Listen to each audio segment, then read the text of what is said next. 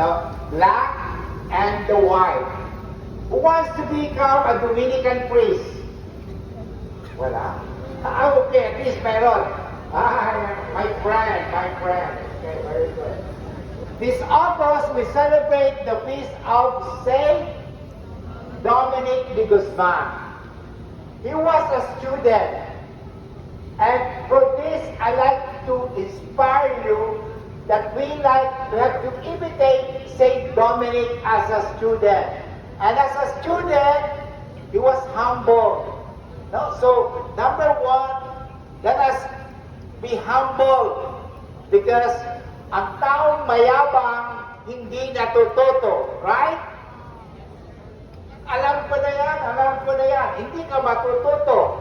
So, be humble. Saint Dominic was a humble student because Saint Dominic motto is truth. You cannot be truthful unless if you are not humble. So, humility and truth, they are magkapatid. No? Amen? So, take note of that.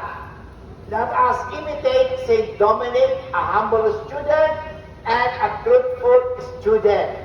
And, lastly, yung tinatawag na assiduous study. We study not so much because for grade, because Saint Dominic studied for the salvation of souls. Okay? That's the reason why we study. We don't study to be recognized, to get an award, but we study for the salvation of what? So gamitin natin ang pag-aaral natin sa kaligtasan, hindi sa kapahamakan. Amen? So, I will not take this too long. Simple lang.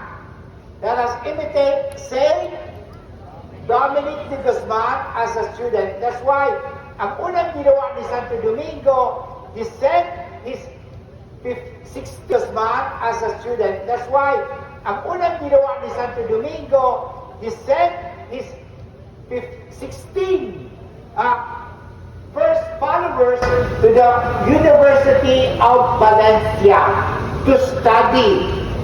Why to study? For the salvation of souls. In other words, tanda natin ito. Nag-aaral tayo para hindi tayo mapahamak. Nag-aaral tayo para matuto. Hindi ka matuto, ha? Nag-aaral tayo para tayo maligtas. Pakitabi niya, pakitabi. Mag-aaral tayo. Please do. Sabihin niyo, katabi niyo. Mag-aaral tayo para tayo maligtas. That's the reason why Dominicans study. Okay? We don't study to have high grades or to be recognized. No, we study in order for the salvation of people. Salvation of souls. Amen? So thank you very much and God bless everyone and enjoy studying.